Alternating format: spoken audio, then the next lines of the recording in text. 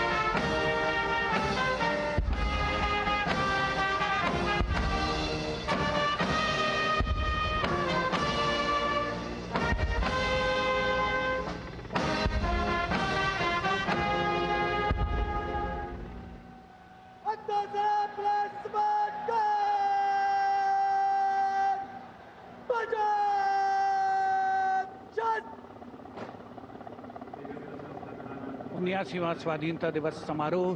भारत का तिरंगा शान से लहरा रहा है और तिरंगे के लहराते ही आसमान की ओर निगाहें जाती हैं। इस वर्ष स्वाधीनता दिवस समारोह को अनोखा कलेवर प्रदान कर रहे हैं भारतीय वायुसेना के 2 Mi-17 हेलीकॉप्टर्स, एक राष्ट्रीय ध्वज लिए हुए आपके स्क्रीन पर फूलों की वर्षा करता हुआ, और दूसरा ऑपरेशन सिंदूर को दर्शाने वाला ध्वज लिए हुए। इन हेलीकॉप्टर्स की कमान संभाल रहे हैं विंग कमांडर विनय पूनिया और wing commander Aditya Jaiswal.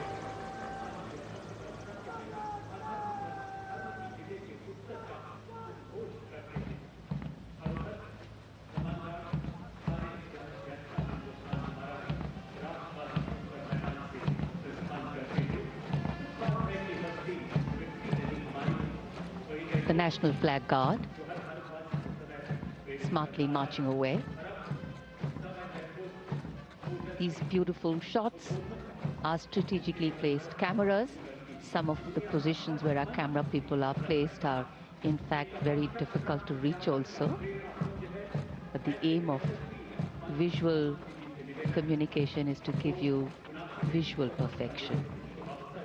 That's been the endeavor always of our telecasts.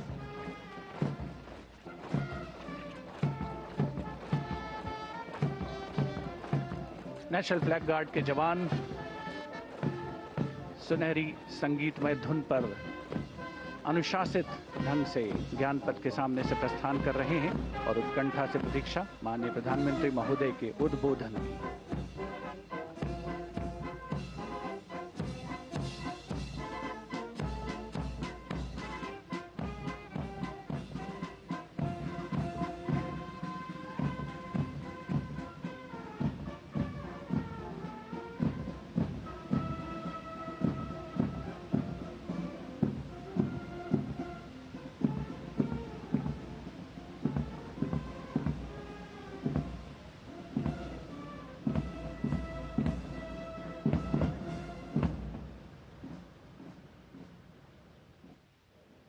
मेरे प्यारे देशवासियों,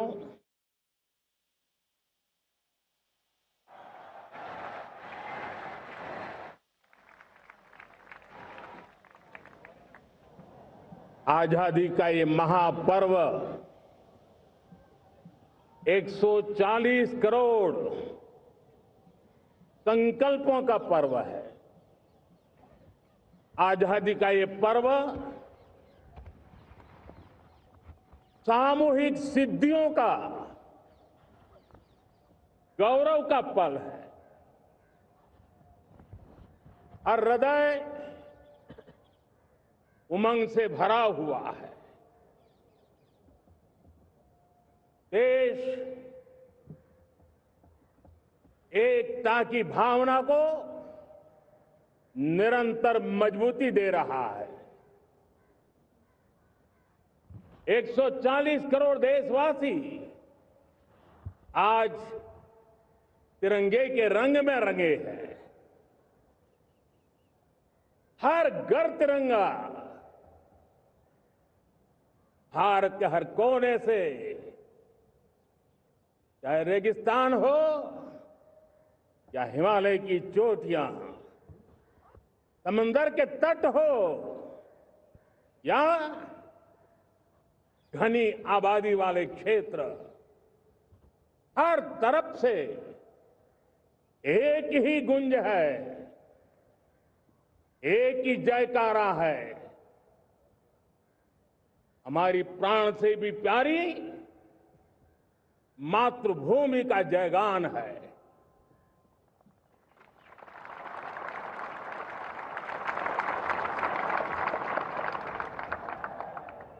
मेरे प्यारे देशवासियों, सन 47 में अनंत संभावनाओं के साथ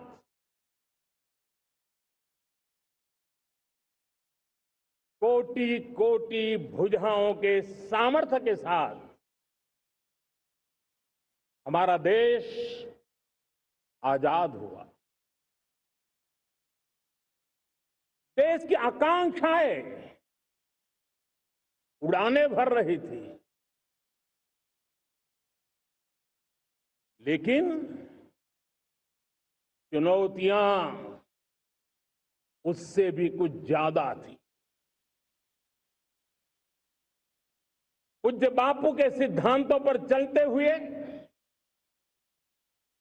संविधान सभा के सदस्यों ने एक बहुत ही महत्वपूर्ण दायित्व निभाया। भारत का संविधान गत 75 वर्ष से एक प्रकाश स्तंभ बन करके हमें मार्ग दिखाता रहा है। भारत के संविधान निर्माता अनेक विद महापुरुष डॉक्टर राजेंद्र प्रसाद, बाबा साहब आंबेडकर, पंडित नेहरू, सरदार वल्लभ भाई पटेल, डॉक्टर सर्वपल्ली राधाकृष्णन जी, इतना ही नहीं, हमारी नारी शक्ति का भी योगदान कम नहीं था। हंसा मेहता जी, दाक्षायणी, वेलायुधन जैसी विदुषियों ने भी भारत के संविधान को सशक्त करने में अपनी भूमिका निभाई थी। मैं आज लाल किले की प्राचीर से देश का मार्गदर्शन करने वाले, देश को दिशा देने वाला संविधान के निर्माताओं को आदरपूर्वक नमन करता हूं।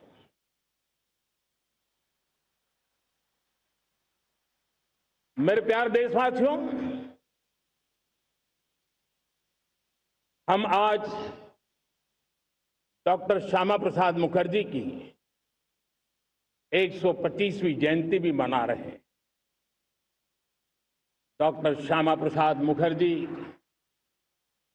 भारत के संविधान के लिए बलिदान देने वाले देश के पहले महापुरुष थे। संविधान के लिए बलिदान, धारा 370 की दीवार गिराकर एक देश एक संविधान के मंत्र को जब हमने साकार किया तो हमने डॉक्टर श्यामा प्रसाद मुखर्जी को सच्ची श्रद्धांजलि दी। लाल किले पर आज कई विशेष महानुभाव उपस्थित हैं। दूर सुदूर गांव के पंचायतों के सदस्य हैं, ड्रोन दीदी के प्रतिनिधि हैं, लखपति दीदी की प्रतिनिधि हैं, खेल जगत से जुड़े लोग हैं, राष्ट्र जीवन में कुछ न कुछ देने वाले यहां महानुभाव उपस्थित हैं। एक प्रकार से यहां मेरी आंखों के सामने मैं लघु भारत के दर्शन कर रहा हूं और टेक्नोलॉजी के माध्यम से विशाल भारत के साथ भी आज लाल किला जुड़ा हुआ है। मैं आजादी के इस महापर्व पर देशवासियों का विश्व भर में फैलाए हुए भारत प्रेमियों का, हमारे मित्रों का हृदय से बहुत बहुत अभिनंदन करता हूं। साथियों, प्रकृति हम सब की परीक्षा ले रही है। पिछले कुछ दिनों में प्राकृतिक आपदाएं, भूस्खलन, बादलों का फटना, न जाने कितनी कितनी आपदाएं हम झेल रहे हैं। पीड़ितों के साथ हमारी संवेदना है। राज्य सरकारें और केंद्र सरकार मिलकर के बचाव के काम, राहत के काम, पुनर्वसन के काम में पूरी शक्ति से जुटे हुए हैं। साथियों, आज 15 अगस्त का एक विशेष महत्व भी मैं देख रहा। मुझे बहुत गर्व हो रहा है। आज मुझे लाल किले की प्राचीर से ऑपरेशन सिंदूर के वीर जाबाजों को सैल्यूट करने का अवसर मिला है।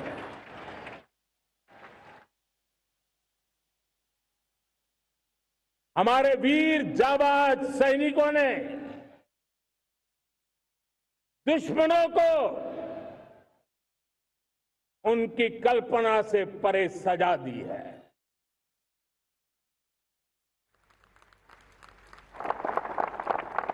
22 अप्रैल को पहलगाम में सीमा पार से आतंकियों ने आकर के जिस प्रकार का कत्ले आम किया, धर्म पूछ करके लोगों को मारा गया। पत्नी के सामने पति को गोलियां दी, बच्चों के सामने अपने पिता को मौत के घाट उतार दिया गया। पूरा हिंदुस्तान आक्रोश से भरा हुआ था। पूरा विश्व भी इस प्रकार से संहार से चौंक गया था। मेरे प्यारे देशवासियों, ऑपरेशन सिंदूर उसी आक्रोश की अभिव्यक्ति है।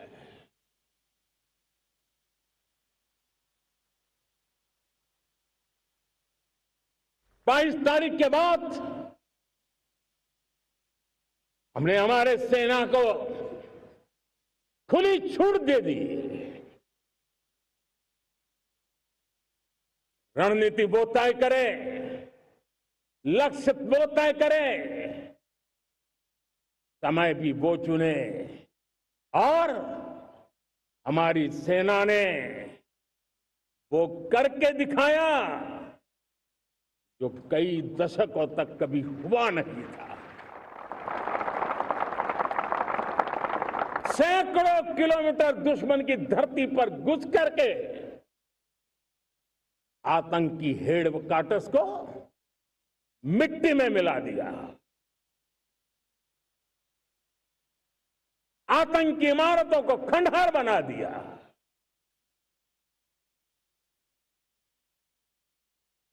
पाकिस्तान की नींद अभी भी उड़ी हुई है।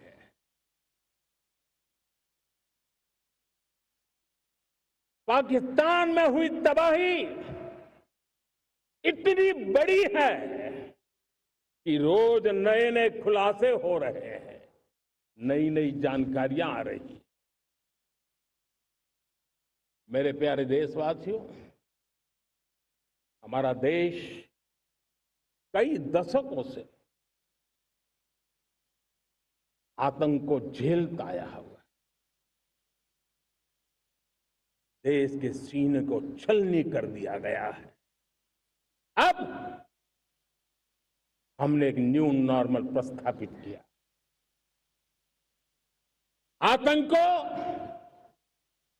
और आतंकी को पालने पोसने वालों को, आतंकियों को ताकत देने वालों को अब हम अलग अलग नहीं मानेंगे।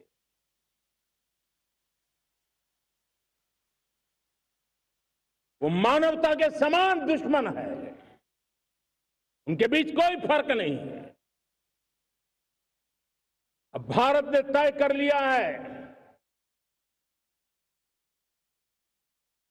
कि न्यूक्लियर की धमकियों को अब हम सहने वाले नहीं हैं।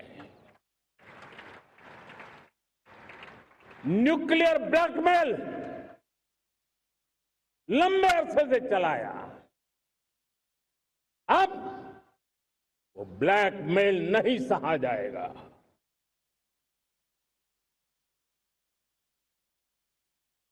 आगे भी अगर दुश्मनों ने ये कोशिश जारी रखी, हमारी सेना तय करेगी, सेना की शर्तों पर, सेना जो समय निर्धारित करे उस समय पर,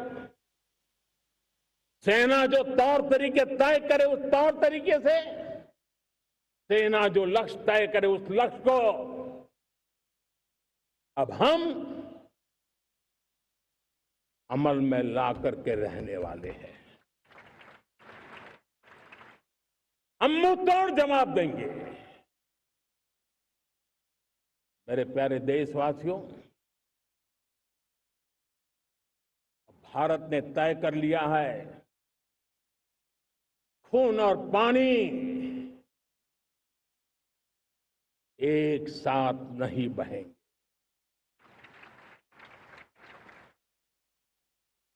अब देशवासियों को भली भांति पता चला है कि सिंधु का समझौता कितना अन्यायपूर्ण है, कितना एक तरफा है।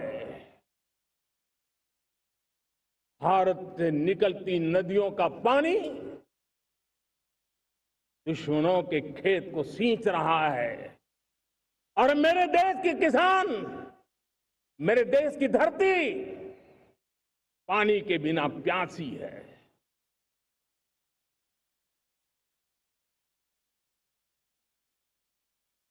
ये ऐसा समझौता था जिसने पिछले 7 दशक से मेरे देश के किसानों का अकल्पनीय नुकसान किया है।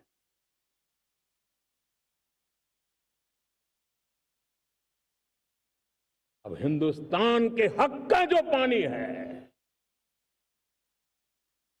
उस पर अधिकार सिर्फ और सिर्फ हिंदुस्तान का है, हिंदुस्तान के किसानों का है।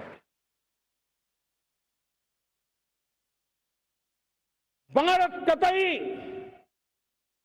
सिंधु समझौते को, उस स्वरूप को दशकों तक सहा है, उस स्वरूप को आगे नहीं सहा जाएगा। किसान हित में, राष्ट्र हित में ये समझौता हमें मंजूर नहीं है। मेरे प्यारे देशवासियों,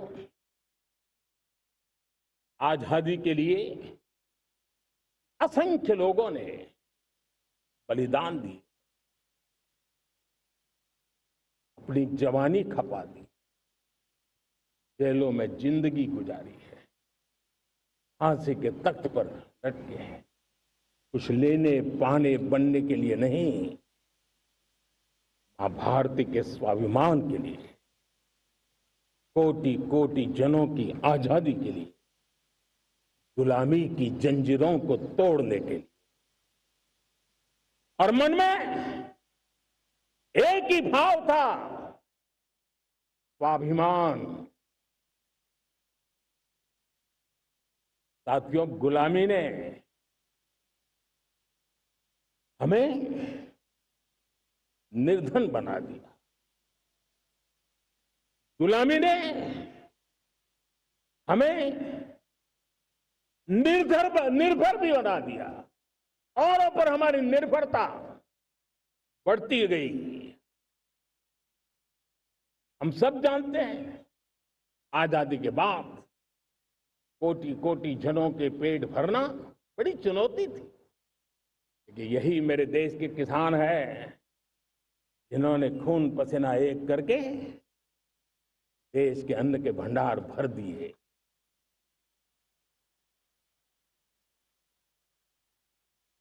अनाज के संबंध में देश को आत्मनिर्भर बना दिया। एक राष्ट्र के लिए आत्मसम्मान की सबसे बड़ी कसौटी आज भी उसकी आत्मनिर्भरता है। और मेरे प्यारे देशवासियों, विकसित भारत का आधार भी है आत्मनिर्भर भारत।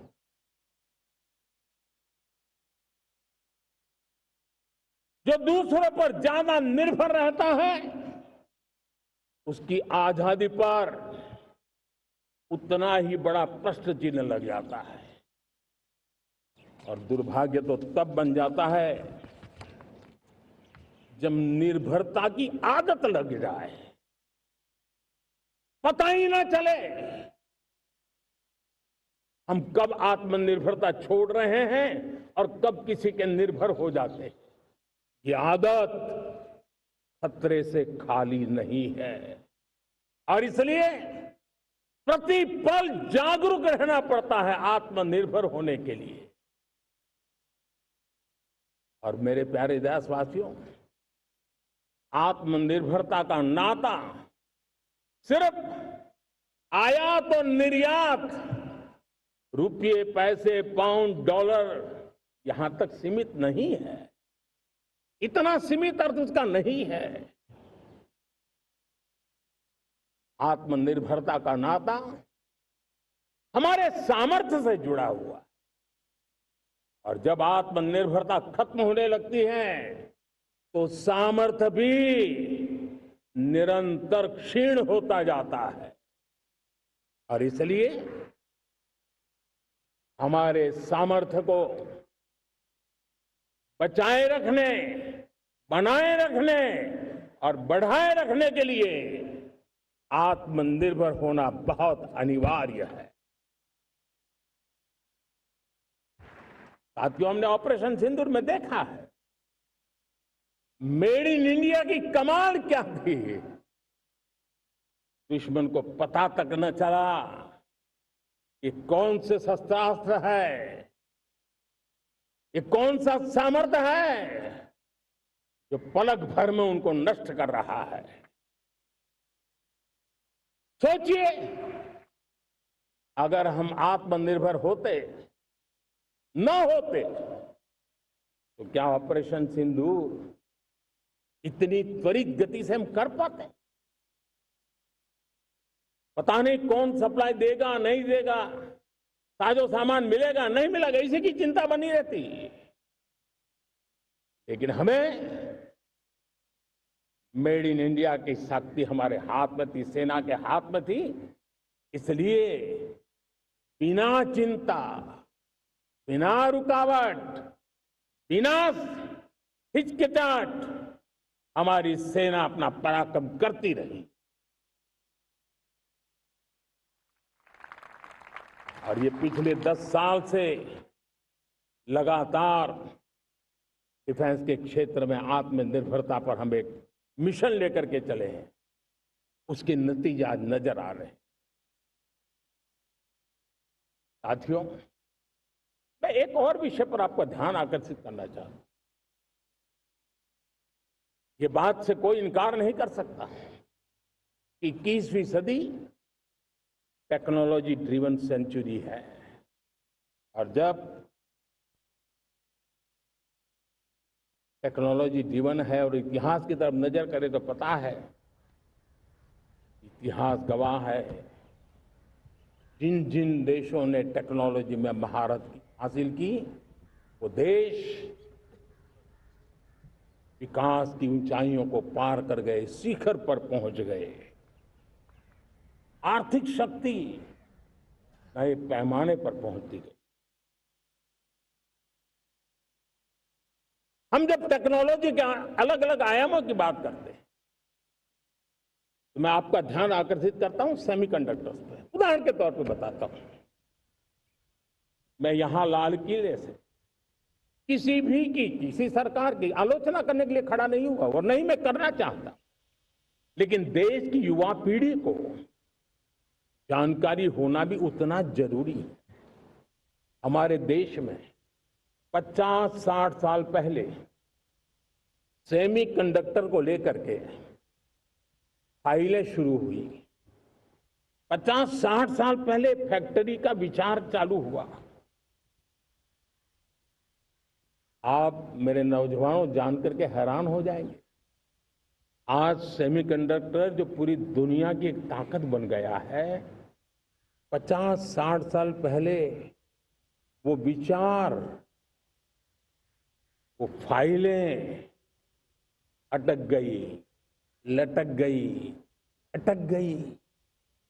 सेमीकंडक्टर के विचार की ही भ्रूण हत्या हो गई। 50-60 साल गवा दिए। हमारे बाद कई देश सेमीकंडक्टर में आज महारत हासिल करके दुनिया में अपनी ताकत को प्रस्थापित कर रहे हैं। साथियों, आज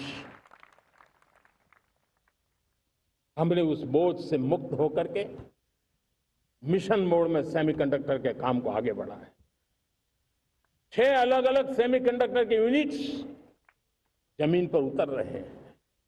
4 नए यूनिट्स को हमने ऑलरेडी हरी झंडी दिखा दी है, ग्रीन सिग्नल दे दिया है। और देशवासियों और मेरे खास करके नौजवानों और विश्व भर में भारत की टेक्नोलॉजी की ताकत को समझने वाले लोगों को भी कहना चाहूंगा, इसी वर्ष के अंत तक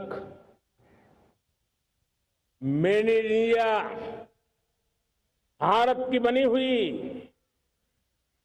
भारत में बनी हुई, भारत के लोगों द्वारा बनी हुई मेड इन इंडिया चिप्स बाजार में आ जाएगी।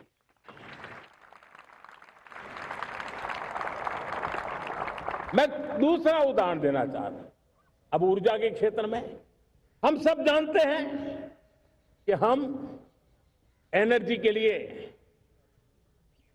बहुत सारे देशों पर डिपेंडेंट है। पेट्रोल हो, डीजल हो, गैस हो, लाखों करोड़ रुपए हमें खर्च करके लाना पड़ता है। हमें इस संकट से देश को आत्मनिर्भर बनाना, ऊर्जा में आत्मनिर्भर बनाना बहुत जरूरी है। हमने बीड़ा उठाया और आज 11 वर्ष में सोलर एनर्जी 30 गुना बढ़ चुकी है। हम नए नए डैम बना रहे हैं ताकि हाइड्रो का विस्तार हो और हमें क्लीन एनर्जी की उपलब्ध हो। भारत मिशन ग्रीन हाइड्रोजन लेकर के आज हजारों करोड़ रुपए इन्वेस्ट कर रहा है। भविष्य की ऊर्जा को ध्यान में रख करके, ऊर्जा के क्षेत्रों को ध्यान में रख करके भारत न्यूक्लियर एनर्जी पर भी बहुत बड़े इनिशिएटिव ले रहा है। न्यूक्लियर एनर्जी में 10 नए न्यूक्लियर रिएक्टर तेजी से काम कर रहे हैं। 2047 तक, जो कि हमने विकसित भारत का लक्ष्य तय किया है, जब देश की आजादी के 100 साल होंगे, हम परमाणु ऊर्जा क्षमता 10 गुना से भी अधिक बढ़ाने का संकल्प लेकर के आगे बढ़ रहे हैं। मेरे प्यारे देशवासियों, रिफॉर्म एक निरंतर प्रक्रिया है। समयानुकूल परिस्थिति के अनुसार रिफॉर्म करते जाना होता है। हम न्यूक्लियर एनर्जी के क्षेत्र में बहुत बड़े रिफॉर्म लेकर के आए। अब हमने प्राइवेट सेक्टर के लिए भी परमाणु ऊर्जा को उसके द्वार खोल दिए हैं। हम शक्ति को जोड़ना चाहते। मेरे प्यारे देशवासियों, दुनिया जब आज ग्लोबल वार्मिंग को लिए चिंता करती है, तब मैं विश्व को भी बताना चाहता हूं कि भारत ने तय किया था कि हम 2030 तक क्लीन एनर्जी भारत में 50% पहुंचा देंगे। ये लक्ष्य हमारा 2030 तक था। मेरे देशवासियों का सामर्थ्य देखिए, मेरे देशवासियों की संकल्प शक्ति देखिए, मेरे देशवासियों को विकसित भारत बनाने का संकल्प को पूर्ण करने के लिए उनकी दौड़ देखिए। हमने जो लक्ष्य 2030 में तय किया था, वो 50% क्लीन एनर्जी का लक्ष्य 2025 में हमने कर लिया। 5 साल पहले हमने अचीव कर लिया, क्योंकि विश्व के प्रति भी हम उतने ही संवेदनशील हैं, प्रकृति के प्रति भी उतने ही हम जिम्मेवार लोग हैं। मेरे प्यारे देशवासियों, बजट का बहुत बड़ा हिस्सा ये पेट्रोल, डीजल, गैस, इन सबको लाने के लिए खर्च होता था। लाखों करोड़ रुपए चले जाते थे। अगर हम ऊर्जा में डिपेंडेंट न होते, तो वो धन मेरे देश के नौजवानों के भविष्य के लिए काम आता। वो धन मेरे देश के गरीबों को गरीबी के खिलाफ लड़ाई लड़ने में काम आता। वो धन मेरे देश के किसानों के कल्याण में काम आता। वो धन मेरे देश के गांव की परिस्थिति को पलटने के लिए काम आता। लेकिन हमें विदेशों को देना पड़ रहा। अब हम आत्मनिर्भर बनने की दिशा में काम कर रहे हैं। देश को विकसित बनाने के लिए हम अब समुद्र मंथन की तरफ भी जा रहे हैं। हमारे समुद्र के मंथन को आगे बढ़ाते हुए हम समुद्र के भीतर के तेल के भंडार, गैस के भंडार, उसको खोजने की दिशा में एक मिशन मोड में काम करना चाहते हैं। और इसलिए भारत ने national deep water exploration mission शुरू करने जा रहा है। ये ऊर्जा इंडिपेंडेंट बनने के लिए ये हमारी महत्वपूर्ण घोषणा है। मेरे प्यारे देशवासियों, आज पूरा विश्व क्रिटिकल मिनरल को लेकर के बहुत ही सतर्क हो गया है। उसके सामर्थ्य को लोग भली भांति समझने लगे हैं। कल तक जिस तरफ ज्यादा ध्यान नहीं था, वो आज सेंटर स्टेज पे है। हमारे लिए भी क्रिटिकल मिनरल्स में आत्मनिर्भरता बहुत अनिवार्य है। एनर्जी का सेक्टर हो, इंडस्ट्री का सेक्टर हो, रक्षा क्षेत्र हो, टेक्नोलॉजी के हर क्षेत्र हो, आज क्रिटिकल मिनरल्स की टेक्नोलॉजी के अंदर बहुत अहम भूमिका है। और इसलिए नेशनल क्रिटिकल मिशन हमने लॉन्च किया है। 1200 से अधिक स्थानों पर खोज का अभियान चल रहा है और हम क्रिटिकल मिनरल में भी आत्मनिर्भर बनने की दिशा में आगे बढ़ रहे हैं। मेरे प्यारे देशवासियों, स्पेस सेक्टर का कमाल तो हर देशवासी देख रहा, गर्व से भर जा रहा। और हमारे group captain Shubhanshu Shukla space station से लौट चुके हैं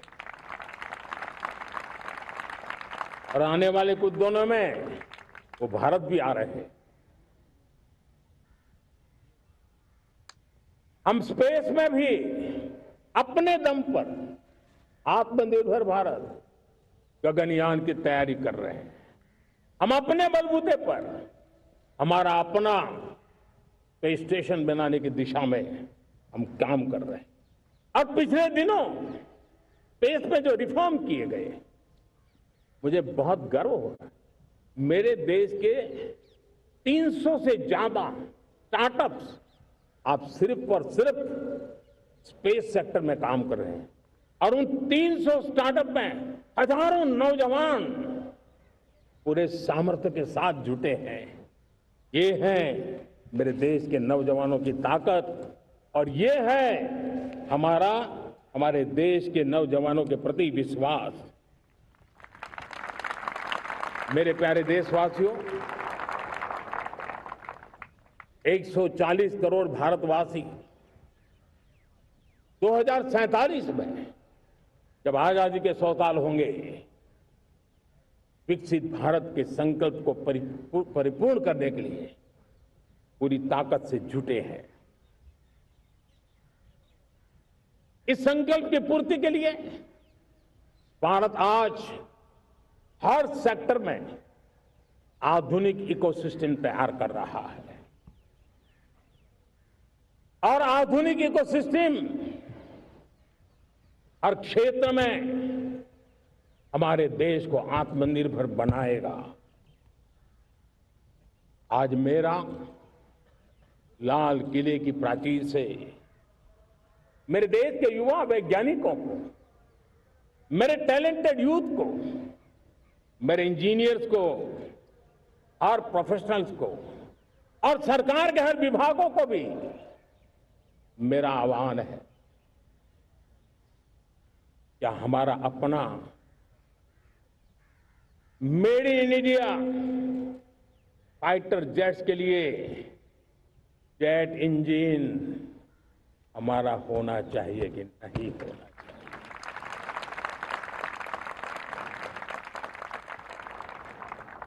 हम फार्मा ऑफ द वर्ल्ड माने जाते हैं। वैक्सीन में हम नए नए विक्रम स्थापित करते हैं, लेकिन क्या समय की मांग नहीं है? हम रिसर्च और डेवलपमेंट में और ताकत लगाएं, हमारे अपने पेटेंट हो, हमारी अपनी बनाई हुई मानव जात के कल्याण की सस्ते से सस्ती और सबसे कारगर नई नई दवाइयों की शोध हो, हर संकट में साइड इफेक्ट के बिना मानव जात के कल्याण में काम आए। बायो 3 पॉलिसी भारत सरकार ने बनाई है। मैं देश के नौजवानों को कहता हूं, आइए बायो 3 पॉलिसी का अध्ययन करके अब कदम उठाइए। देश का भाग्य बदलना है, आपका सहयोग चाहिए। मेरे प्यारे देशवासियों, आज आईटी का युग है, डेटा की ताकत है। क्या समय की मांग नहीं है? ऑपरेटिंग सिस्टम से लेकर के साइबर सुरक्षा तक, डीप टेक से लेकर के आर्टिफिशियल इंटेलिजेंस तक, सारी चीजें हमारी अपनी हो, इस पर हमारे ही लोगों का सामर्थ्य जुटा हुआ हो, उनकी सामर्थ्य शक्ति का विश्व को परिचय कराए। साथियों, आज दुनिया में सोशल मीडिया कहो, बाकी प्लेटफॉर्म कहो, दुनिया के प्लेटफॉर्म पर हम काम कर रहे हैं। दुनिया ने हमने दिखा दिया है, यूपीआई का हमारा प्लेटफॉर्म आज दुनिया को अजूबा कर रहा है। हमारे में सामर्थ्य है। रियल टाइम ट्रांजैक्शन में 50% अकेला भारत यूपीआई के माध्यम से करता है। इसका मतलब की ताकत है। क्रिएटिव वर्ल्ड हो, सोशल मीडिया हो, ये जितने भी प्लेटफॉर्म्स हैं, मेरे देश के नौजवानों में चुनौती करता हूं आपको, आइए हमारे अपने प्लेटफॉर्म क्यों ना हो, हम क्यों दूसरों पर निर्भर रहे, क्यों भारत का धन बाहर जाए। और मुझे आपके सामर्थ्य पर भरोसा है। मेरे प्यारे देशवासी, जैसे ऊर्जा के क्षेत्र में हम डिपेंडेंट हैं, वैसा ही देश का दुर्भाग्य है कि फर्टिलाइजर, उसमें भी हमें दुनिया पर निर्भर रहना पड़ता है। मेरे देश के किसान भी फर्टिलाइजर का सही उपयोग कर करके धरती माता की सेवा कर सकते हैं। अनाप शनाप उपयोग से भी धरती मां को बहुत नुकसान पहुंचा रहे हैं। लेकिन साथ साथ मैं देश के नौजवानों को कहना चाहता हूं, देश के उद्योग जगत को कहना चाहता हूं, देश के प्राइवेट सेक्टर को कहना चाहता हूं, आइए हम फर्टिलाइजर के भंडार भर दें, हम नए नए तौर तरीके खोजें और भारत की आवश्यकता के अनुसार हम अपना फर्टिलाइजर तैयार करें। हम औरों पर निर्भर न रहे। साथियों, आने वाला युग ईवी का है। अब ईवी बैटरी क्या हम नहीं बनाएंगे? हम निर्भर रहेंगे? सोलर पैनल की बात हो, इलेक्ट्रिक व्हीकल्स के लिए जिन जिन चीजों की आवश्यकताएं हैं वो हमारी अपनी होनी चाहिए। साथियों, मैं ये इसलिए कहने की हिम्मत करता हूं, क्यों? क्योंकि मुझे देश के नौजवानों के सामर्थ्य पर भरोसा है।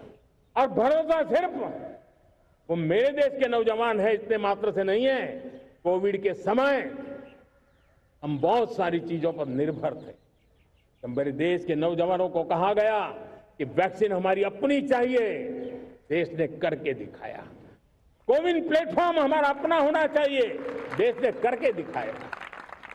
करोड़ों करोड़ों लोगों की जिंदगी बचाने का काम हमने किया है। वही स्पिरिट, वही जज्बा हमें जीवन के हर क्षेत्र में आत्मनिर्भर बनने के लिए अपना सब कुछ देना है। अपना जो बेस्ट है वो हमें दे करके रहना है। साथियों, पिछले 11 साल में एंटरप्रेन्योरशिप, उद्यमशीलता को बहुत बड़ी ताकत मिली। आज लाखों स्टार्टअप्स टियर 2, टियर 3 सिटी में देश की अर्थशक्ति को, देश के इनोवेशन को ताकत दे रहे हैं। उसी प्रकार से मुद्रा योजना से हमारे देश के करोड़ों नौजवान, उसमें भी हमारी बेटियां, करोड़ों करोड़ों लोग मुद्रा से लोन लेकर के अपना खुद का कारोबार कर रहे हैं। खुद तो अपने पैरों पर खड़े हुए हैं, लेकिन औरों को भी पैरों पर खड़े रहने की ताकत देते हैं। वे भी एक प्रकार से हर व्यक्ति को आत्मनिर्भर बनाने का अवसर दे रही है। मेरे साथियों, विमेन सेल्फ हेल्प ग्रुप, किसी का ध्यान नहीं था। पिछले 10 साल में विमेन सेल्फ हेल्प ग्रुप ने कमाल करके दिखाया। आज उनके प्रोडक्ट दुनिया के बाजार में जाने लगे हैं। लाखों करोड़ों का कारोबार हमारे विमेन सेल्फ हेल्प ग्रुप करते हैं। मैंने एक बार मन की बात में खिलौने की बात कही थी। हम करोड़ों करोड़ रुपए में खिलौने विदेश से लाते थे। मैंने ऐसे ही मन की बात में कहा, करे मेरे देश के नौजवानों, ऐसा भी करें नहीं क्या, किलो भी बाहर जाएंगे। और आज मैं गर्व से कहता हूं कि मेरा देश खिलौने एक्सपोर्ट करने लग गया है। यानी देश के सामर्थ्य को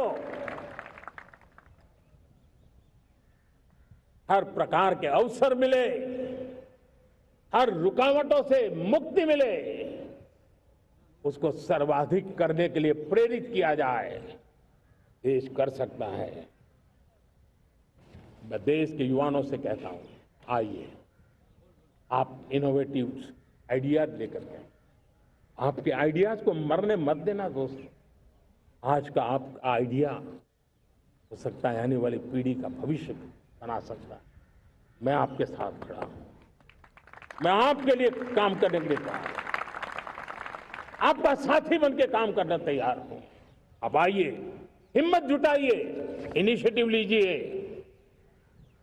जो युवा मैन्युफैक्चरिंग के बारे में सोचते हैं, आइए आगे बढ़िए। सरकार के नियमों में बदलाव करना है, मुझे बताइए।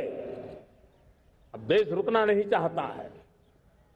2047 दूर नहीं है, एक एक पल की कीमत है और हम एक भी पल गंवाना नहीं चाहते दोस्तों।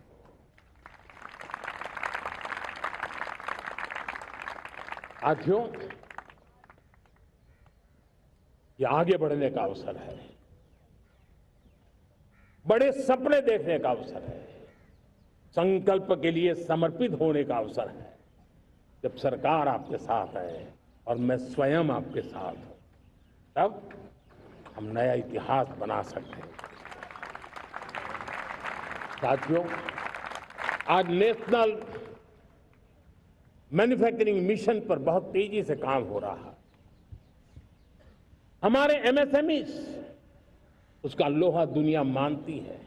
ये दुनिया में बड़ी बड़ी चीजें बनती है ना, कुछ न कुछ तो औजार हमारे देश के एमएसएमई के द्वारा जाते हैं, बड़े गर्व के साथ जाते हैं। लेकिन हम कॉम्प्रिहेंसिव इंटीग्रेटेड विकास की राह पर जाना चाहते हैं और इसलिए उनकी शक्ति बढ़े। और उसमें भी मैंने पहले एक बार लाल किले से कहा था, जीरो डिफेक्ट जीरो इफेक्ट। आज कहना चाहता हूं कि हमें विश्व बाजार में अपने सामर्थ्य का लोहा मनवाना है, तो हमें क्वालिटी में निरंतर नई ऊंचाइयों को पार करना। दुनिया क्वालिटी को स्वीकार करती है, हमारी गुणवत्ता सबसे ज्यादा हो और सरकार के भी प्रयास हो, रॉ मटेरियल की भी उपलब्धि हो, हमारी प्रोडक्शन की कॉस्ट कैसे कम हो, हम उसमें दम रह गए। और साथियों, हम सभी जो उत्पादन के क्षेत्र में लगे हैं, उन सबका मंत्र होना चाहिए, दाम कम लेकिन दम ज्यादा। हमारी हर प्रोडक्ट का दम ज्यादा हो लेकिन दाम कम हो। इस भाव को लेकर के हमें आगे बढ़ना है। मेरे प्यारे देशवासियों, आजादी के लिए अनगिनत लोगों ने बलिदान दिए हैं।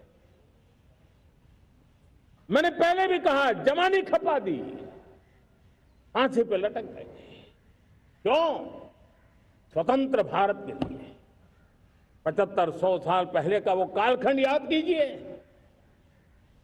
पूरा देश स्वतंत्र भारत के मंत्र को लेकर के जीता था। आज समय की मांग है, स्वतंत्र भारत का मंत्र लेकर के जीने वालों ने हमें स्वतंत्र भारत दिया। आज 140 करोड़ देशवासियों का एक ही मंत्र होना चाहिए, समृद्ध भारत।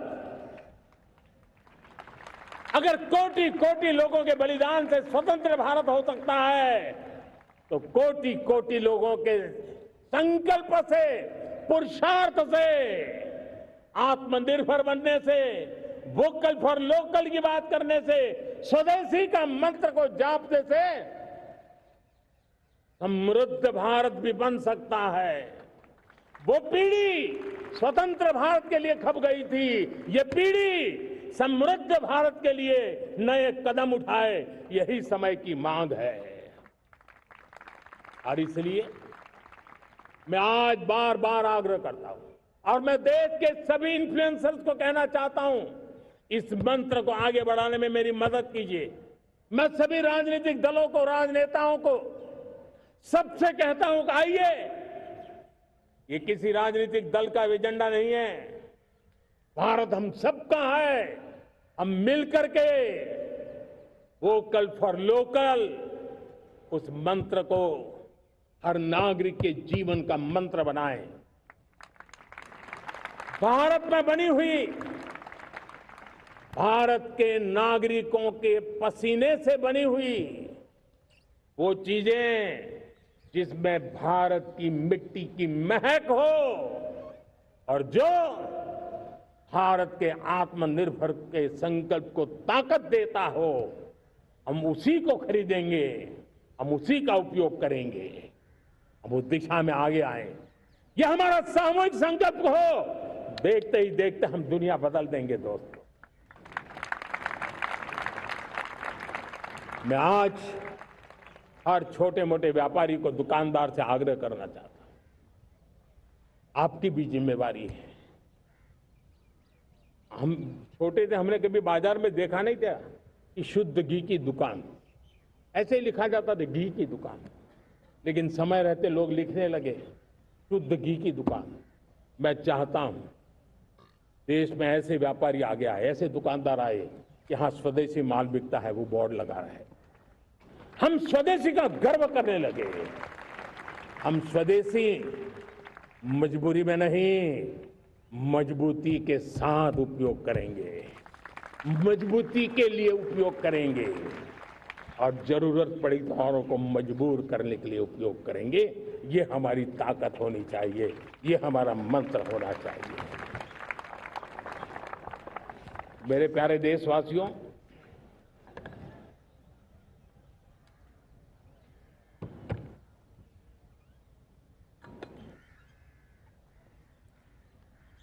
मुझे बहुत लंबे समय से सरकार में काम करने का अवसर मिला है। मैंने कई सारे उतार चढ़ाव देखे हैं। सरकारों की मुसीबतों से भी मैं परिचित हूं, व्यवस्थाओं की मर्यादाओं से भी परिचित हूं। लेकिन उसके बावजूद भी हमारी जिम्मेवारी है कि हम किसी की लकीर को छोटी करने में अपनी ताकत बर्बाद न करें। मैं बड़े अनुभव से कहता हूं, किसी दूसरे की लकीर छोटी करने के लिए अपनी ऊर्जा हमें नहीं खपानी है। हमें पूरी ऊर्जा के साथ हमारी लकीर को लंबा करना है।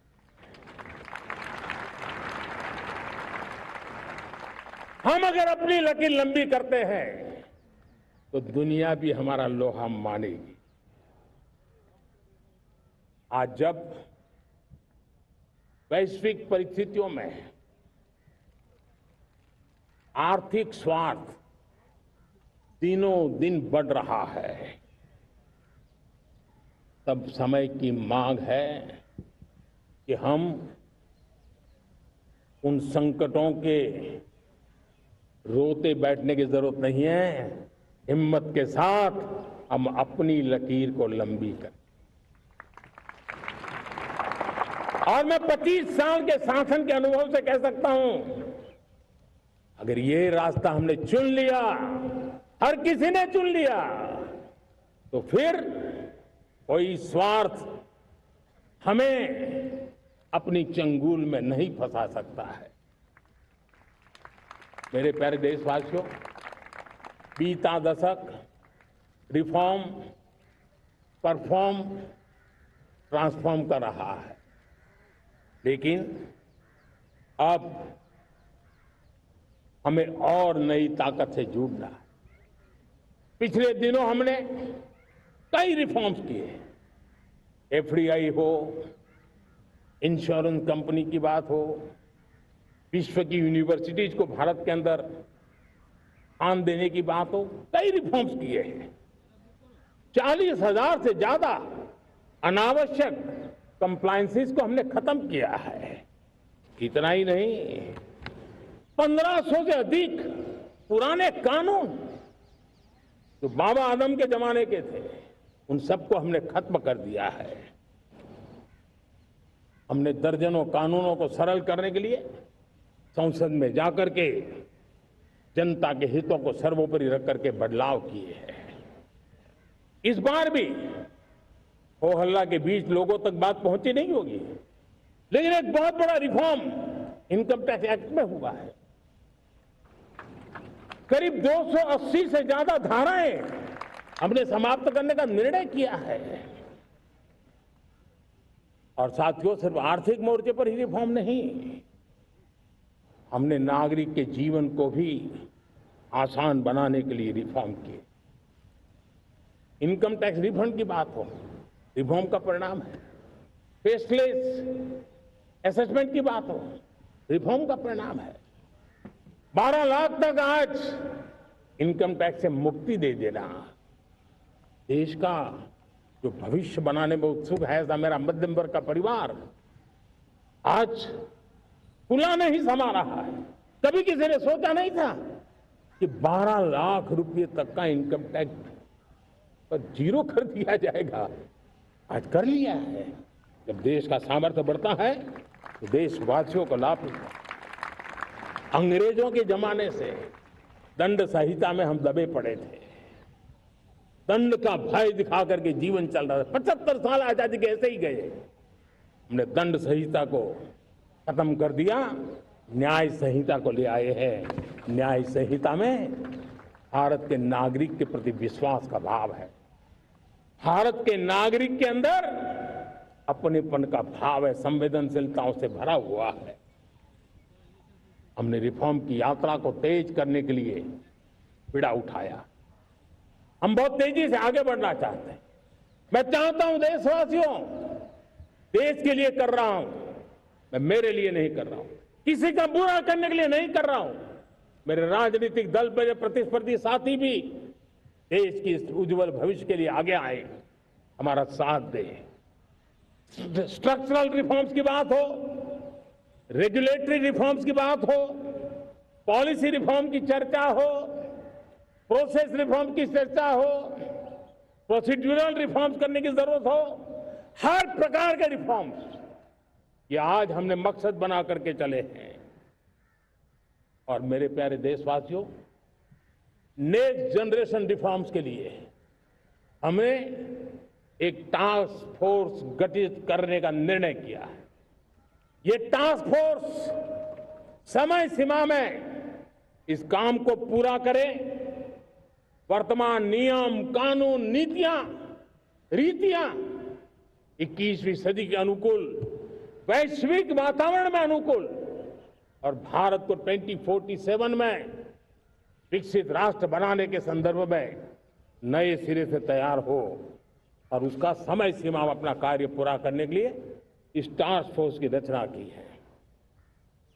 साथियों, ये रिफॉर्म के कारण जो नए लोग अपना भविष्य बनाने चाहते हैं उनको तो हिम्मत मिलेगी। हमारे स्टार्टअप्स हो, हमारे लघु उद्योग हो, हमारे गृह उद्योग हो, उन लोग उद्यमियों को उनकी कंप्लायंस कॉस्ट बहुत कम हो जाएगी और उसके कारण उनको एक नई ताकत मिलेगी।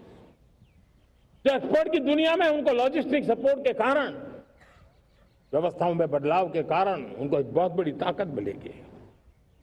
साथियों, ऐसे ऐसे कानून है हमारे देश में, छोटी छोटी चीजों के लिए जेल में डालने के कानून है। आप हैरान हो जाएंगे, किसी ने नजर नहीं डाली। मैं पीछे लगा हूं, ये मेरे देश के नागरिकों को जेल में बंद करने वाले जो अनावश्यक कानून है वो खत्म होने चाहिए। हम संसद में पहले भी बिल लाए थे, इस बार भी लेके आए हैं। साथियों, इस दिवाली में आपकी डबल दिवाली का काम मैं करने वाला हूं। इस दिवाली में आपको एक बहुत बड़ा तोहफा देशवासियों को मिलने वाला है। पिछले 8 साल से हमने जीएसटी का बहुत बड़ा रिफॉर्म किया। पूरे देश में टैक्स के बर्डन को कम किया, टैक्स की व्यवस्थाओं को सरल किया और 8 साल के बाद समय की मांग है कि हम एक बार उसको रिव्यू करें। हमने एक हाई पावर कमेटी को बिठा करके रिव्यू शुरू किया, राज्यों से भी विचार विमर्श किया और मेरे प्यारे देशवासियों, हम नेक्स्ट जनरेशन जीएसटी रिफॉर्म्स लेकर के आ रहे हैं। ये दिवाली के अंदर आपके लिए तोहफा बन जाएंगे। सामान्य मानवीय की जरूरतों के टैक्स भारी मात्रा में कम कर दिए जाएंगे। बहुत बड़ी सुविधा बढ़ेगी। हमारे एमएसएमई, हमारे लघु उद्यमी, इनको बहुत बड़ा लाभ मिलेगा। रोजमर्रा की चीजें बहुत सस्ती हो जाएगी और उससे इकोनॉमी को भी एक नया बल मिलने वाला है। मेरे प्यारे देशवासियों, आज देश तीसरी बड़ी इकोनॉमी बनने के लिए समय तेज गति से आगे बढ़ रहा है। हम दरवाजे खटखटा रहे हैं और बहुत तेजी से हम उसको अचीव भी कर लेंगे। और कोई तो दिन होगा मैं आपके बीच आकर के लाल किले की प्राचीर से ये खबर भी सुनाऊंगा।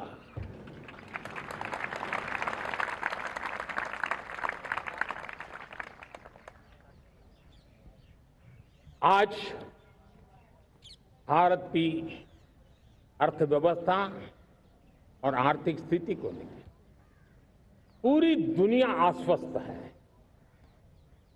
इतनी अस्थिरता के बीच आशा की किरण बना हुआ है भारत का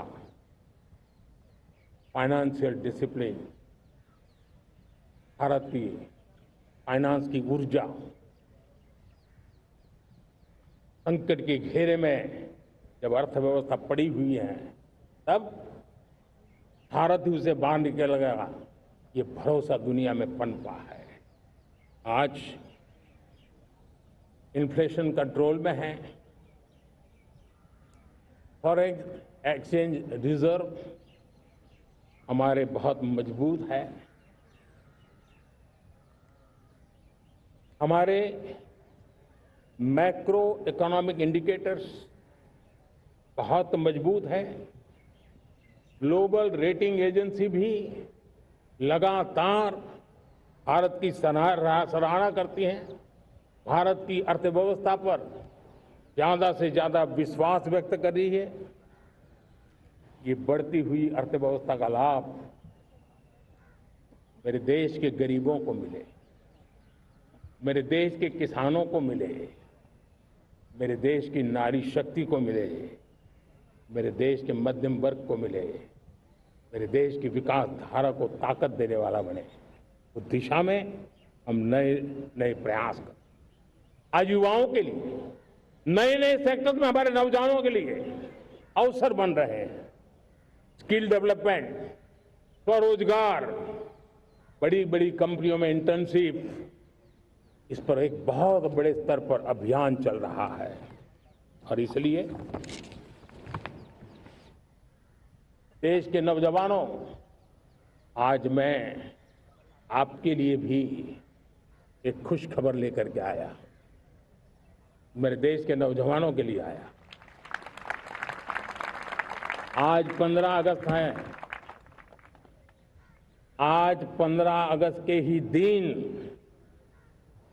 मेरे देश के युवाओं के लिए 1 लाख करोड़ रुपए की योजना हम चालू कर रहे हैं, लागू कर रहे हैं। आज से प्रधानमंत्री विकसित भारत रोजगार योजना आज ही 15 अगस्त को लागू हो रही है। ये आपके लिए बहुत खुशखबरी है। इस योजना के तहत निजी क्षेत्र में पहली नौकरी पाने वाले नौजवान को, बेटे बेटी को 15,000 रुपया सरकार की तरफ से दिए जाएंगे। कंपनियों को भी नए रोजगार देने के अवसर जो भी ज्यादा जुटाएगा उनको भी प्रोत्साहन राशि दी जाएगी। प्रधानमंत्री विकसित भारत रोजगार योजना करीब करीब 3.5 करोड़ नौजवानों को रोजगार के नए अवसर बनाएगी। मैं सभी नौजवानों को इसके लिए बहुत बहुत बधाई देता हूं। मेरे प्यारे देशवासियों, आज भारत में नारी शक्ति का लोहा हर कोई मानने लगा। बढ़ती इकोनॉमी की लाभार्थी हमारी नारी है, लेकिन बढ़ती इकोनॉमी को गति देने में भी हमारी नारी का बहुत बड़ा योगदान भी, हमारी मातृशक्ति का योगदान है, हमारी स्त्री शक्ति का योगदान है।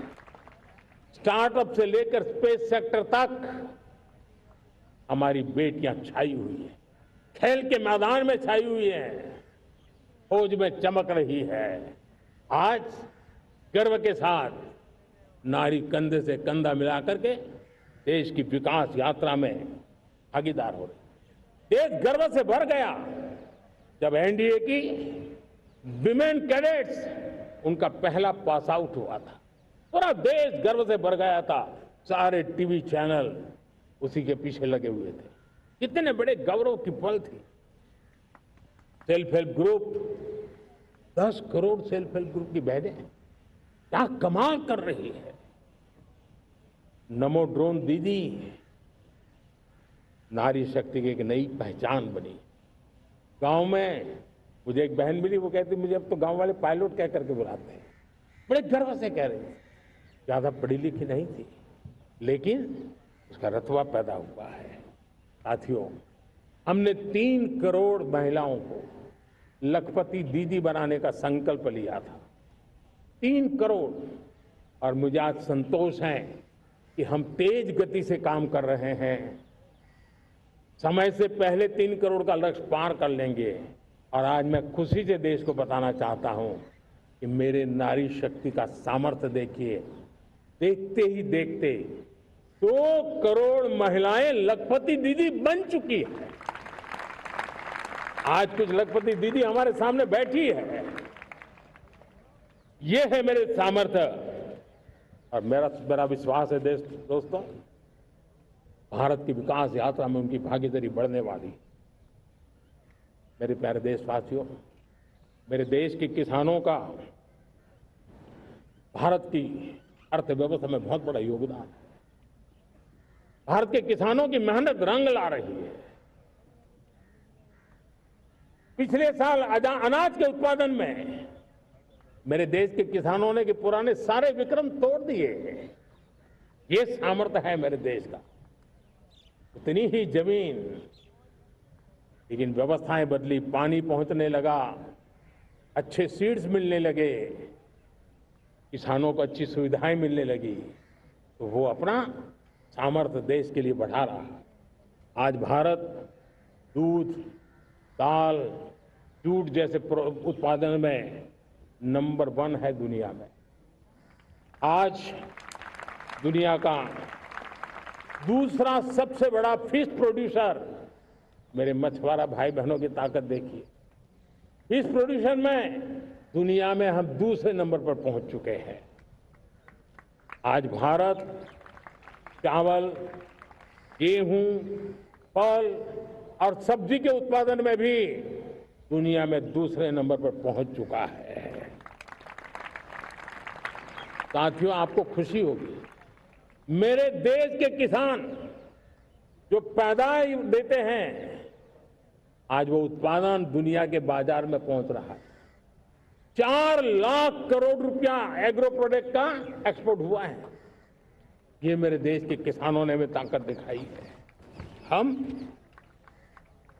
छोटे किसान हो, पशुपालक हो, मछुआरे हो, देश के विकास की अनेक योजनाओं का लाभ आज हम उन तक पहुंचा रहे हैं। पीएम किसान सम्मान निधि हो, रेन वाटर हार्वेस्टिंग हो, सिंचाई की योजनाएं हो, क्वालिटी सीड्स हो, फर्टिलाइजर की आवश्यकता हो, हर क्षेत्र में आज और किसान को एक भरोसा हो गया है फसल बीमा का। वो साहसिक बना रहा, उसका परिणाम भी देश को मिल रहा है। जो पहले कल्पना की बात थी आज हकीकत बन गई है।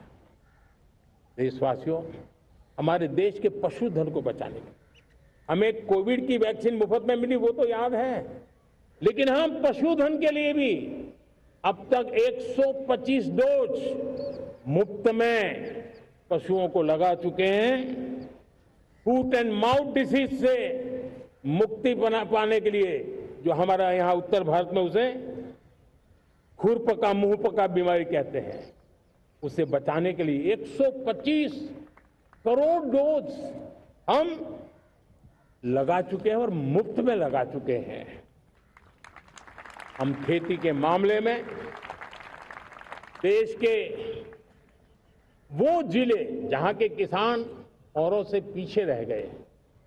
किसी न किसी कारण से 100 जिले ऐसे हैं जहां अपेक्षाकृत कम खेती है और इसलिए हमने 100 जिले आइडेंटिफाई किए हैं पूरे देश में से और वहां के किसानों को एम्पावर करना, किसानों को शक्ति देना, किसानों को मदद करने का एक अभियान चलाया है और इसके लिए पीएम धन धान्य कृषि योजना का आरंभ किया है। पीएम धन धान्य कृषि योजना वो देश के 100 जिले जहां थोड़ी सी भी मदद कर देंगे तो वहां का किसान भी भारत के अन्य किसानों की बराबरी कर देगा।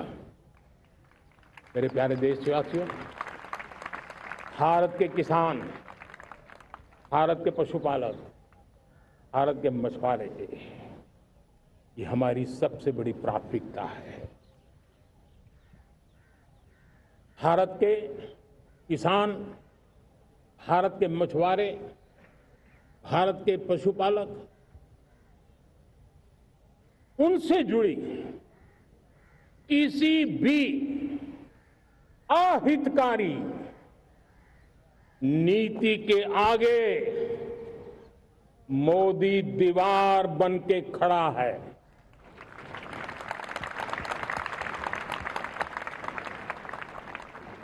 भारत अपने किसानों, अपने पशुपालकों, अपने मछुआरों के संबंध में कभी भी कोई समझौता नहीं स्वीकार करेगा।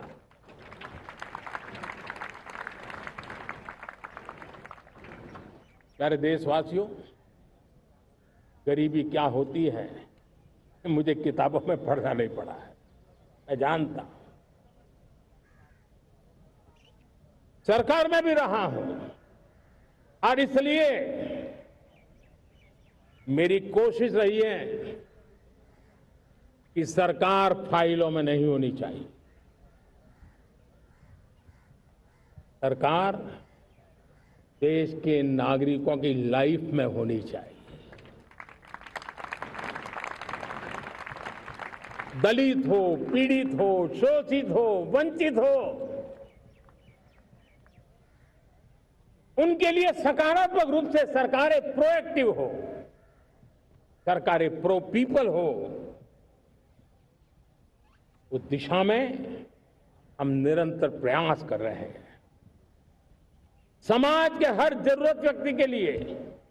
कुछ लोगों को लगता है कि सरकार की योजनाएं पहले भी आती, जी नहीं, हम सरकार की योजनाओं को जमीन पर उतार रहे हैं, सैचुरेशन पर बल देते हैं और सामाजिक न्याय का अगर कोई सच्चा एजुकेशन है तो सैचुरेशन में है, जिसमें कोई हकदार छूटे नहीं, हकदार के घर तक सरकार जाए और उसे अपना हक की चीजें मिले, उसके लिए हम काम कर रहे हैं।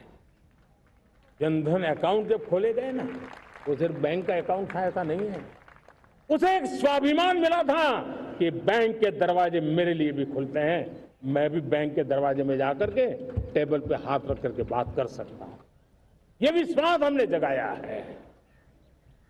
आयुष्मान भारत ने बीमारी को सहने की आदत से मुक्ति दिलाने का और उनको अच्छे स्वास्थ्य के लिए मदद करने का काम, और जब हम वरिष्ठ नागरिकों को 5 लाख रुपए से ज्यादा मदद कर करके उनके आरोग्य की चिंता करते हैं। आज पीएम आवास, 4 करोड़ गरीबों को घर मिलना मतलब जिंदगी के नए सपने वहां सजते हैं। वो सिर्फ 4 दीवारें नहीं है दोस्तों। रेहड़ी पटरी वालों के लिए पीएम स्वनिधि योजना, जो कभी ब्याज के चक्कर में फंसा रहता था, आज पीएम स्वनिधि से रेहड़ी पटरी वाला भी, और आपने देखा वो यूपीआई से पैसे लेता है, यूपीआई से पैसे देता है। ये बदलाव आखिरी व्यक्ति तक चिंता लोगों की लाइफ में सरकार होनी चाहिए। उसी के कारण ये जमीन से जुड़ी योजनाएं बनती हैं और जमीन से जुड़ी योजनाएं जमीन पर उतरती हैं और जमीन से उतरी हुई योजनाएं जीवन में बदलाव लाने का एक सशक्त माध्यम बन जाती हैं।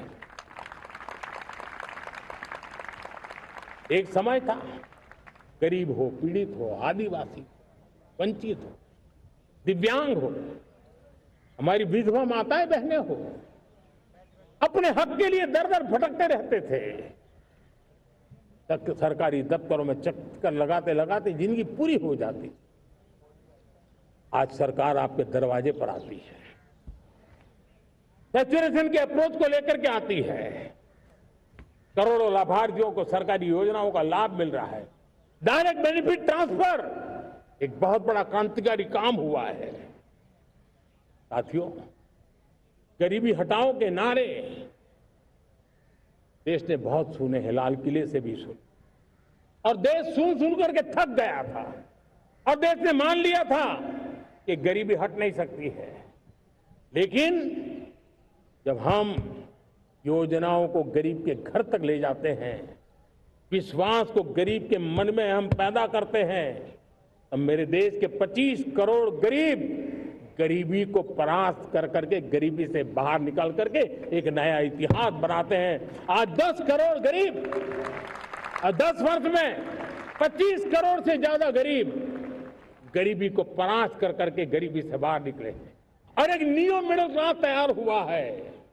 मेरे साथियों, ये न्यू मिडिल क्लास और मिडिल क्लास एक ऐसी जुगलबंदी है जिसमें एस्पिरेशन भी है, एफर्ट भी है। वो देश को आगे बढ़ाने के लिए बहुत बड़ा सामर्थ्य बनने वाली है। मेरे प्यारे देशवासियों, बहुत ही निकट भविष्य में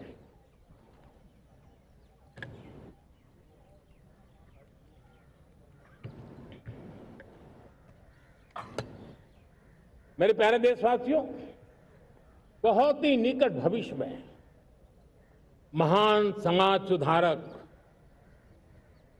महात्मा ज्योतिबा फुले जी की 200वीं जयंती आ रही है। हम उस जयंती के समारोह शुरू करने जा रहे हैं और महात्मा ज्योतिबा फुले के सिद्धांत, उन्होंने जो मंत्र दिए, उसमें हमारे लिए प्रेरणा है। पिछड़े को प्राथमिकता, पिछड़े को प्राथमिकता देते हुए हम परिवर्तन की ऊंचाइयों को प्राप्त करना चाहते हैं। हम इसके लिए परिश्रम की पराकाष्ठा करना चाहते हैं। हम पारदर्शी नीतियों के द्वारा पिछड़ों को प्राथमिकता, ये हम धरती पर उतारना चाहते हैं, हर पिछड़े के जीवन में उतारना चाहते हैं। साथियों, रेहड़ी पटरी वालों के लिए स्वनिधि योजना हो या हमारे हुनर वाले, हाथ से काम करने वाले विश्वकर्मा योजना की बात हो, आदिवासी में भी जो पिछड़े रह गए हैं उनके लिए पीएम जनधन की योजना की बात हो, हमारे पूर्वी भारत को विकास में पूरे देश के अंदर बराबरी में लाना और उनको नेतृत्व देने की दिशा में काम हो, हम सिर्फ समाज पिछड़े हो उनकी चिंता तक अटकने वाले नहीं है। जो क्षेत्र पिछड़े हैं उनको भी हम प्राथमिकता देना चाहते हैं। जो जिले पिछड़े रहे हैं हम उनको प्राथमिकता देना चाहते हैं। जो ब्लॉक पिछड़े रहे हैं उनको प्राथमिकता देना चाहते हैं। हमने 100 एस्पिरेशनल डिस्ट्रिक्ट, 500 एस्पिरेशनल ब्लॉक, उसी मिशन में काम किया है। हमने पूर्वी भारत के विकास के लिए हजारों करोड़ रुपए के इंफ्रास्ट्रक्चर के प्रोजेक्ट को बल दिया है। हमने पूर्वी भारत के जीवन को बदल करके देश की विकास यात्रा में भागीदार बनने का। मेरे प्यारे देशवासियों, जीवन हर क्षेत्र में विकास होना चाहिए। विकास के लिए खेल का भी महत्व होता है और मुझे खुशी है कि एक जमाना था जहाँ बच्चे खेल में अगर समय लगाते हैं तो माँ बाप ज्यादा पसंद नहीं करते थे। आज एकदम से उलट गया है। अगर बच्चे खेलकूद में आगे आते हैं, रुचि लेते हैं, तो माँ बाप गर्व से भर जाते हैं। मैं इसे एक शुभ संकेत मानता हूं। मेरे देश के परिवार के अंदर खेल को प्रोत्साहन का वातावरण मैं देखता हूं, मेरा मन गर्व से भर जाता है। मैं इसे देश के भविष्य के लिए बहुत शुभ संकेत मानता हूं। और साथियों, इस खेल को बढ़ावा देने के लिए हमने नेशनल स्पोर्ट्स पॉलिसी, कई दशकों के बाद हम देश में खेलो भारत नीति को लेकर के आए हैं ताकि खेल जगत का सर्वांगीण विकास का प्रयास हो। स्कूल से लेकर के ओलंपिक तक हम एक पूरा इकोसिस्टम डेवलप करना चाहते हैं, चाहे कोचिंग की व्यवस्था हो, फिटनेस की बात हो, खेल के मैदान हो, खेल की व्यवस्थाएं हो, खेल के लिए आवश्यक साधन हो, लघु उद्योगों को भी खेल के साधन बनाने में मदद करने की बात हो, यानी एक प्रकार से पूरा इकोसिस्टम हम दूर दराज के बच्चों तक पहुंचाना चाहते हैं। लेकिन साथियों, जब मैं फिटनेस की बात करता हूं, जब मैं खेलकूद की बात करता हूं, तब मैं एक चिंता भी आपके सामने रखना चाहता हूं। हमारे देश के हर परिवार को चिंता करनी चाहिए। मोटापा हमारे देश के लिए बहुत बड़ा संकट बनता जा रहा है। आने वाले वर्षों में लोग, जो पंडित लोग हैं वो कहते हैं, जो जानकार लोग कहते हैं, हर तीसरे व्यक्ति में एक व्यक्ति मोटापे का शिकार होगा। हमें मोटापे से बचना है, ओबेसिटी से बचना है, और इसलिए मैंने बाकी सब करना पड़ेगा, लेकिन एक छोटा सा सुझाव दिया था कि परिवार तय करे कि जब खाने का तेल घर में आएगा 10% कम ही आएगा और 10% कम ही उपयोग करेंगे, और हम ओबेसिटी के खिलाफ लड़ाई को जीतने की दिशा में हम अपना योगदान देंगे।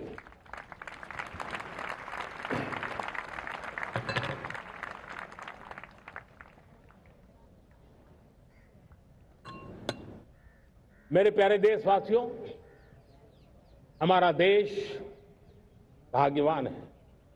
हजारों साल की विरासत के हम धनी हैं, और वो हमें निरंतर ऊर्जा मिलती है, प्रेरणा मिलती है, त्याग और तपस्या की राह मिलती है।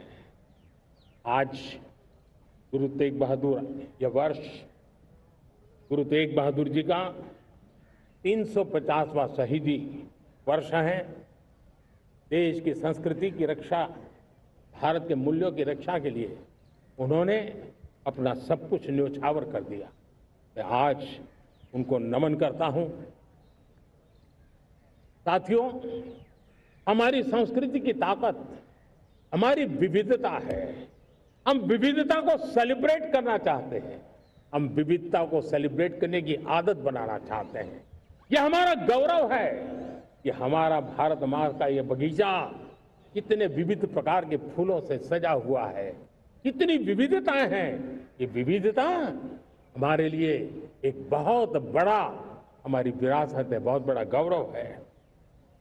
हमने प्रयागराज के महाकुंभ में देखा भारत की विविधता को कैसे जिया जाता है। एक स्थान पर करोड़ों लोग, एक ही भाव, एक ही प्राण, एक ही प्रयास, दुनिया के लिए बहुत बड़ा अजूबा है। महाकुंभ की वो सफलता भारत की एकता की, भारत के सामर्थ्य की दुहाई देती है।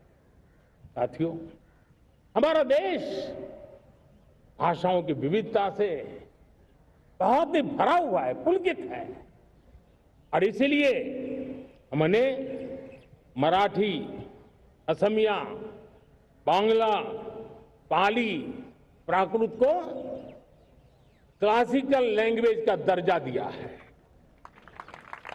और मेरा मत है, हमारी भाषाएं जितनी विकसित होगी, हमारी सभी भाषाएं जितनी समृद्ध होगी, हमारे नॉलेज के सिस्टम को भी उतना ही बल मिलने वाला है।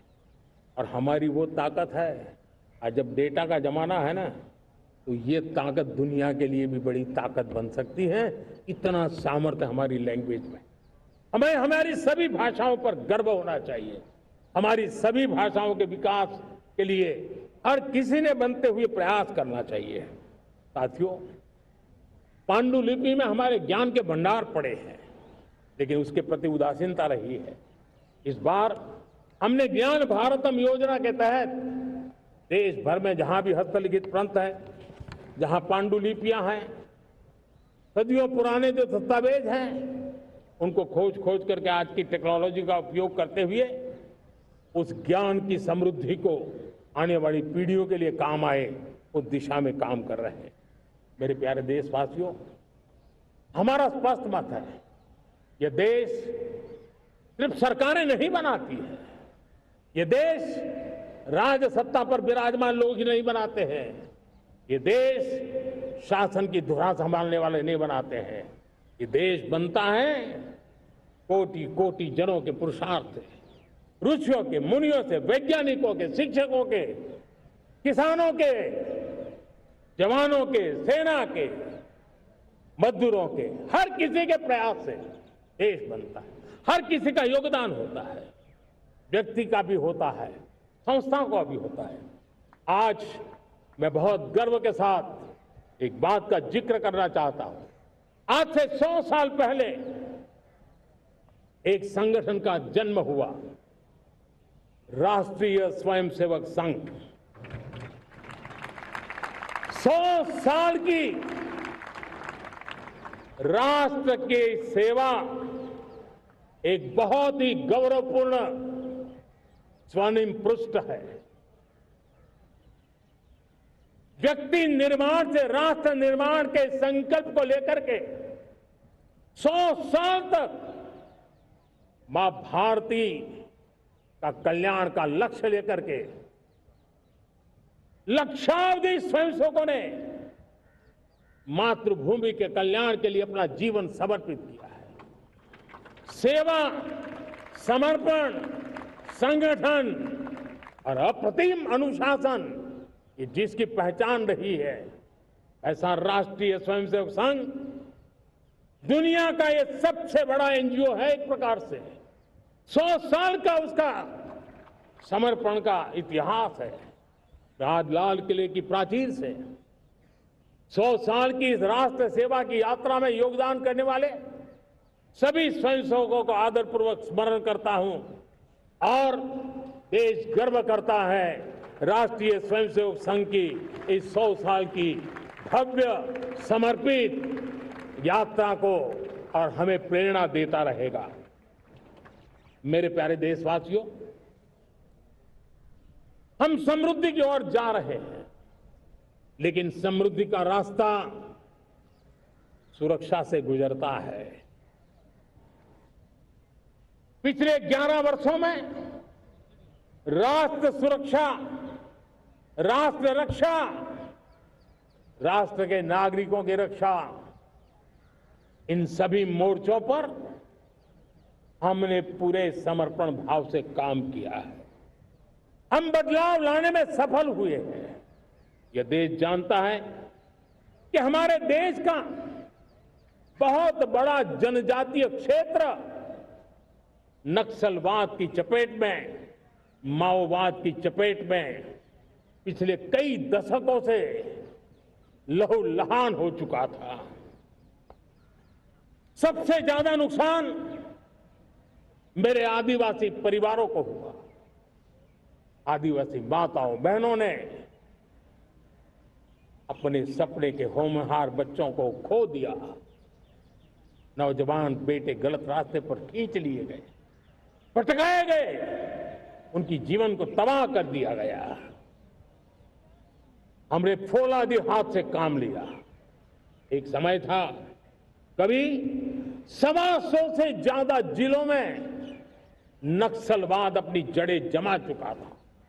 माओवाद की चंगुल में हमारे जनजातीय क्षेत्र, हमारे जनजातीय नौजवान फंसे हुए थे, और आज 125 जिलों में से कम होते होते हम 20 पर ले आए हैं। उन जनजातीय समाज की सबसे बड़ी हमने सेवा की है। और आप देखिए, एक जमाना था जब बस्तर को याद करते ही माओवाद, नक्सलवाद, बम बंदूक की आवाज सुनाई देती थी। उसी बस्तर में माओवाद नक्सल से मुक्त होने के बाद जब बस्तर के नौजवान ओलंपिक करते हैं, हजारों नौजवान भारत माता की जय बोल करके खेल के मैदान में उतरते हैं, पूरा वातावरण उत्साह से भर जाता है। ये बदलाव देख रहा है। जो क्षेत्र कभी रेड कॉरिडोर के रूप में जाने जाते थे, वो आज विकास के ग्रीन कॉरिडोर बन रहे हैं। साथियों, हमारे लिए गर्व की बात है, भारत के नक्शे में जिन क्षेत्रों को लहूलुहान कर दिया गया था, लाल रंग से रंग दिया गया था। हमने वहां संविधान, कानून और विकास का तिरंगा फहरा दिया है। मेरे प्यारे देशवासियों, ये भगवान बिरसा मुंडा की 150वीं जयंती का अवसर है। तब इन जनजातीय क्षेत्रों को नक्सल से मुक्त कर करके, मेरे जनजातीय परिवार के नौजवानों की जिंदगी बचा करके हमने भगवान बिरसा मुंडा को एक सच्ची श्रद्धांजलि दी है।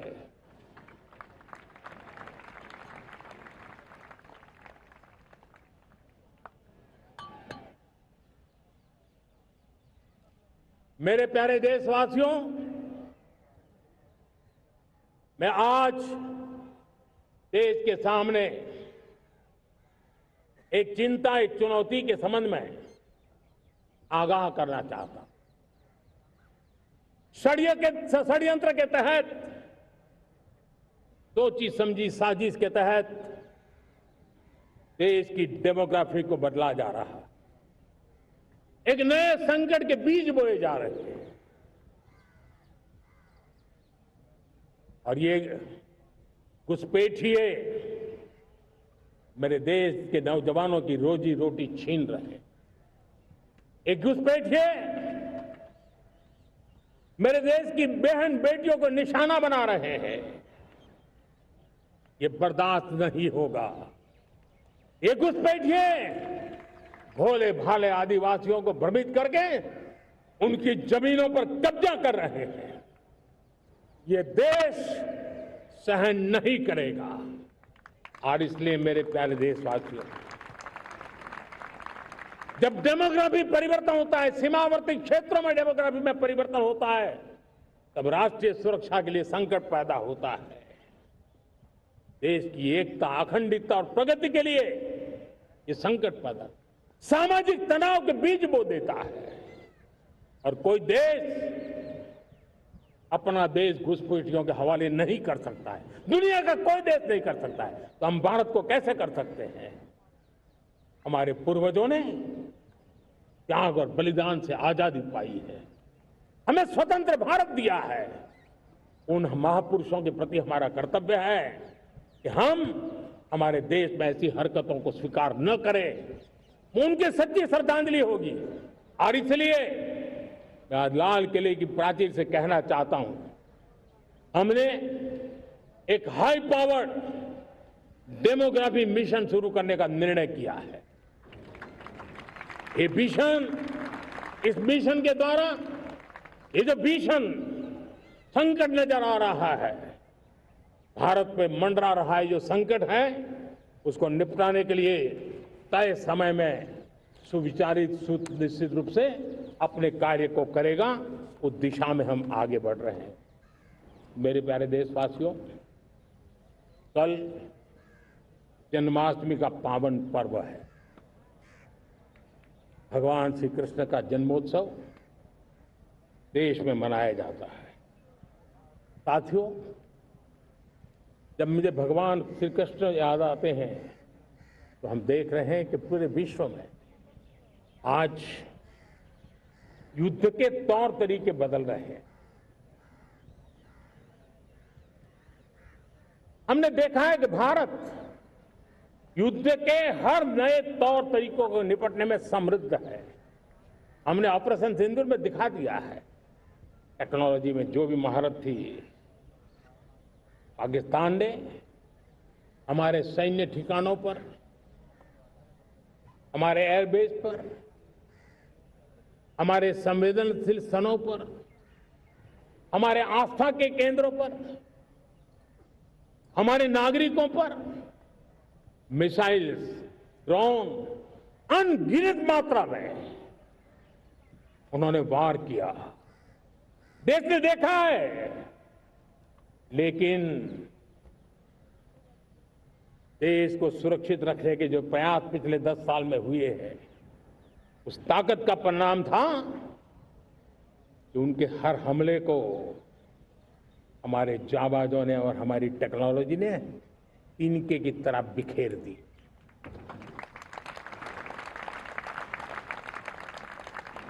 रत्ती भर नुकसान नहीं कर पाए और इसलिए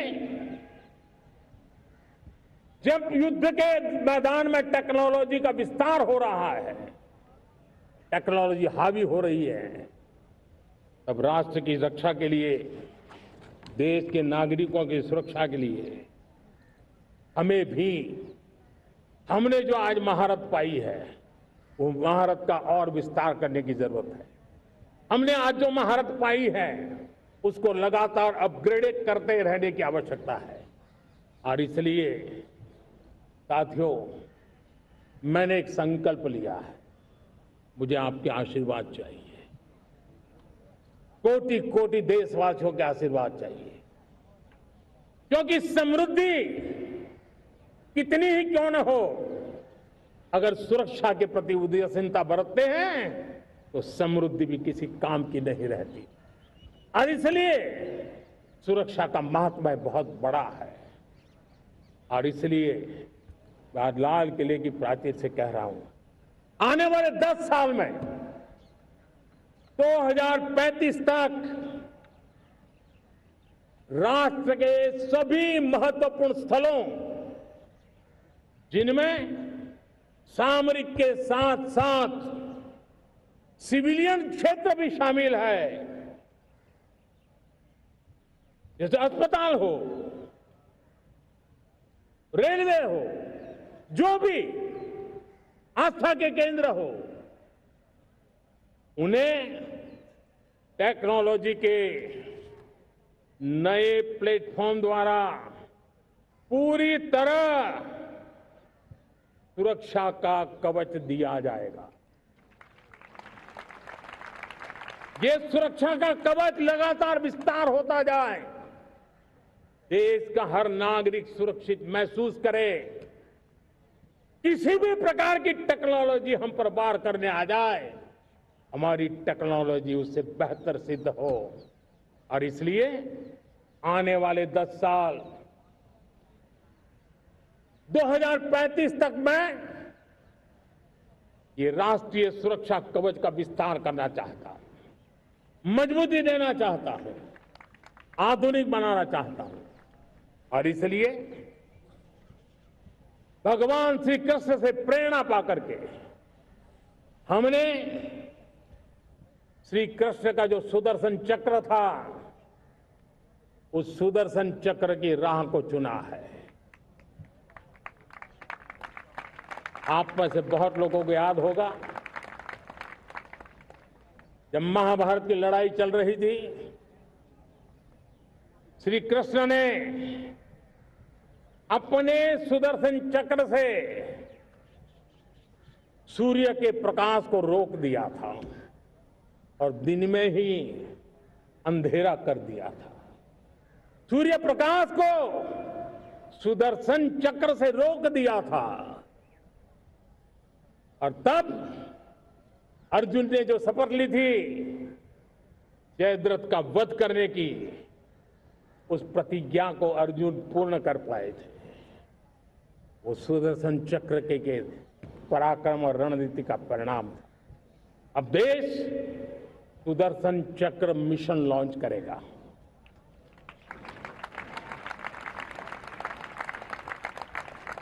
ये मिशन सुदर्शन चक्र एक पावरफुल वेपन सिस्टम दुश्मन के हमले को न्यूट्रलाइज तो करेगा ही करेगा, लेकिन कई गुना ज्यादा दुश्मन पर हिट बैक करेगा।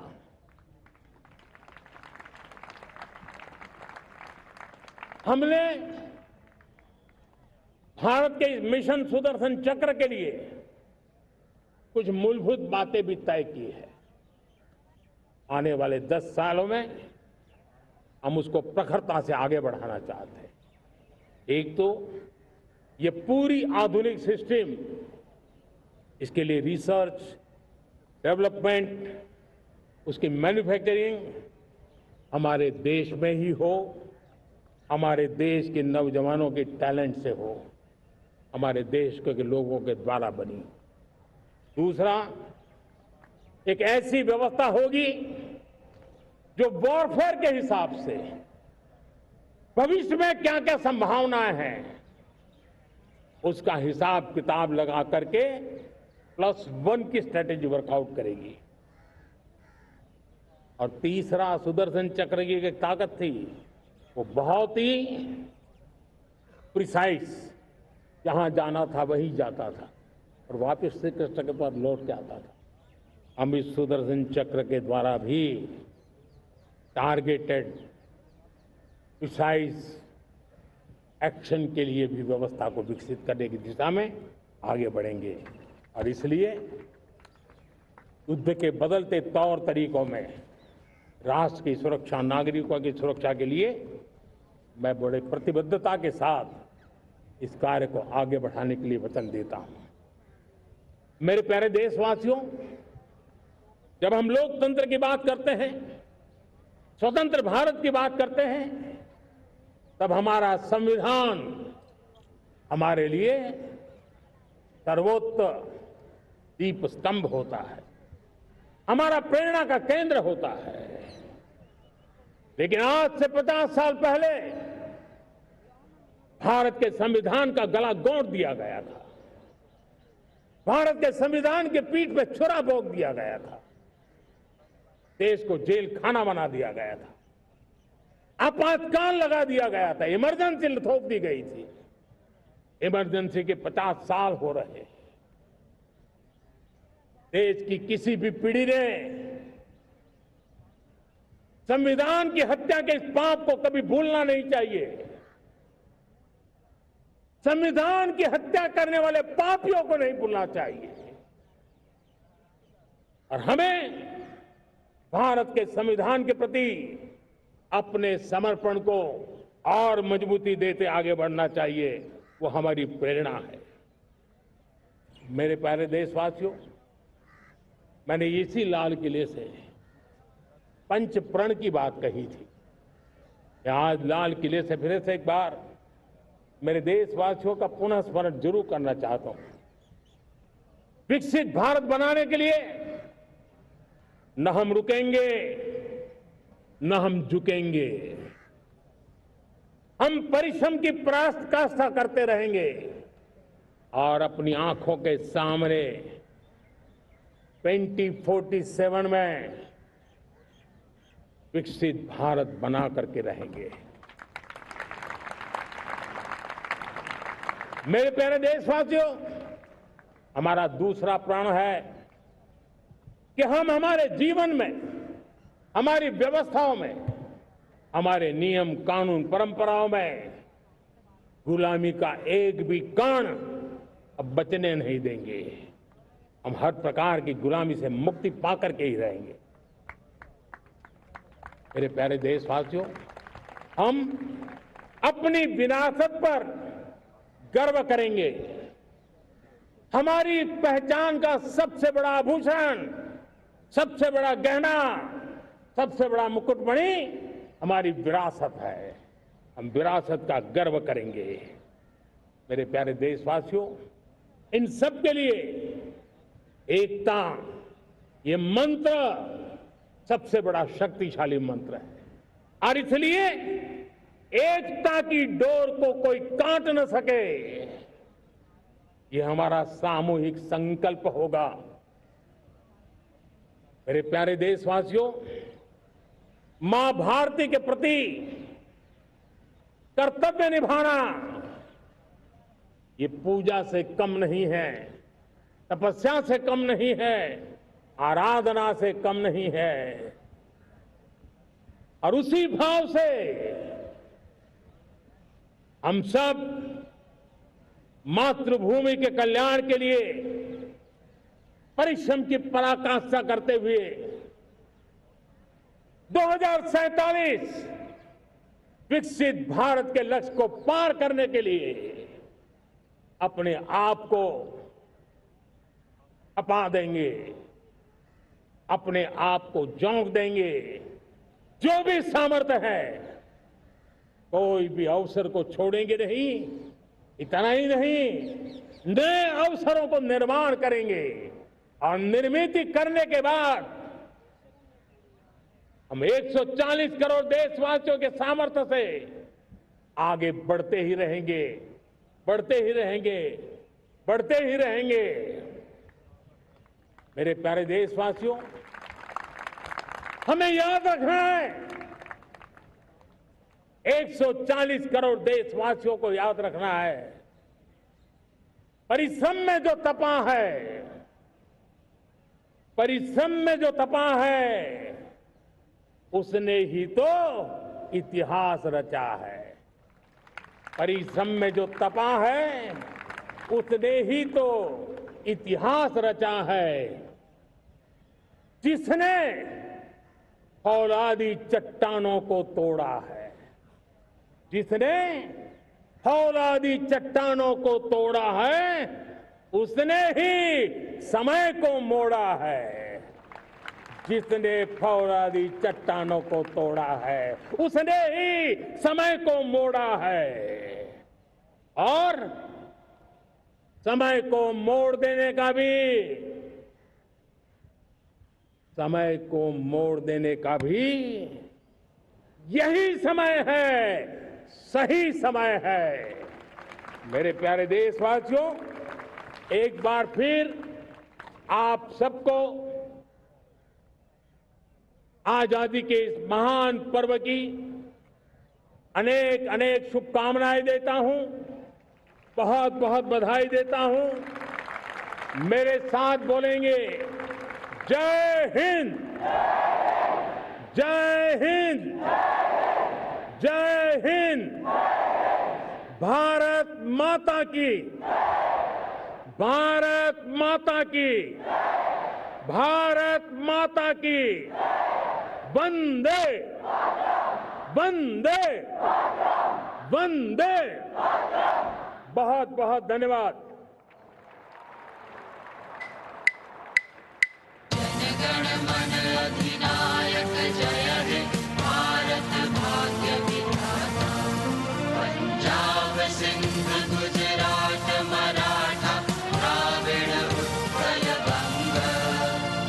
विंध्य हिमाचल यमुना गंगा उच्छल जगति तरंग। तव शुभ नामे जागे, तव शुभ आशीष मांगे। गाहे तव जय गाथा। जनगण मंगलदायक जय हे भारत भाग्य विधाता। जय हे, जय हे, जय हे, जय जय जय जय हे।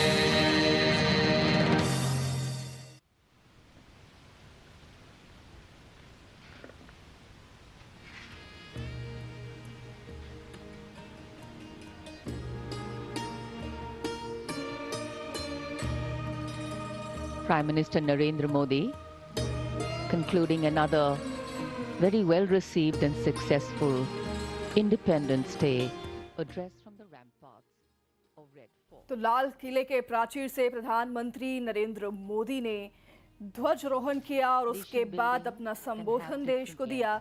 अपने संबोधन में तमाम बातें प्रधानमंत्री नरेंद्र मोदी ने कही, जिसमें उन्होंने ऑपरेशन सिंदूर का जिक्र किया।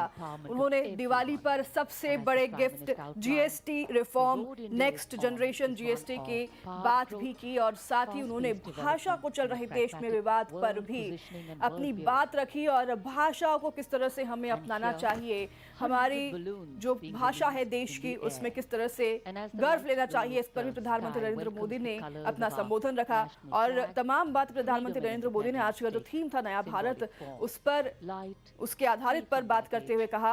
और अपने संबोधन में प्रधानमंत्री नरेंद्र मोदी ने सलामी भी दी है उन वीरों को जिन्होंने ऑपरेशन सिंदूर को सफल बनाया। उसकी कामयाबी में जितने भी वीरों का हाथ था, उन सभी को सलामी प्रधानमंत्री नरेंद्र मोदी ने दी। और आज 12वीं बार प्रधानमंत्री नरेंद्र मोदी ने संबोधन अपना दिया है और ये पहले ऐसे प्रधानमंत्री बन गए हैं गैर कांग्रेसी जो हैं। हालांकि अब तक 17 बार